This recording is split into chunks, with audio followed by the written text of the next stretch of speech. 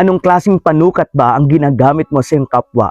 Ito ba'y pag-ibig o galit? Ito ba'y katotohanan o kasinungalingan? Ito ba'y pagtulong o panlalamang? Halina't maging blessed. Ako po si Father Ari Zolan at ito ang Palaman ng Buhay.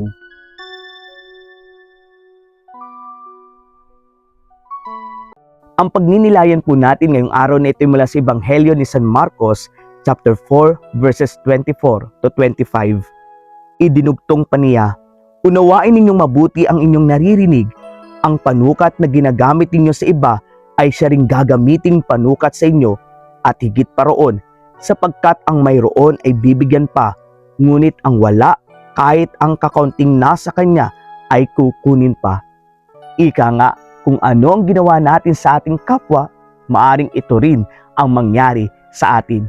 Kaya naman napakalinaw ng paanyaya sa atin ngayon ng ating Panginoong Kristo. Tingnan nating mabuti kung anong klaseng panukat ba ang ginagamit natin sa ating kapwa. At nawa ang gamitin nating panukat ay ang panukat ng pag-ibig, pagmamalasakit, katotohanan, at malalim na pananampalataya sa Diyos. Kapag ang ginamit nating panukat sa ating kapwa ay galit, puot, inggit, hinanakit, kasinungalingan, at panlalamang, tiyak totoo nga ang sinasabi ng ating Panginoong Kristo. Ang meron ay magkakaroon pa at ang wala ay mawawalan pa.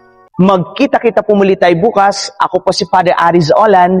God bless you po and keep safe. Please like and share this video.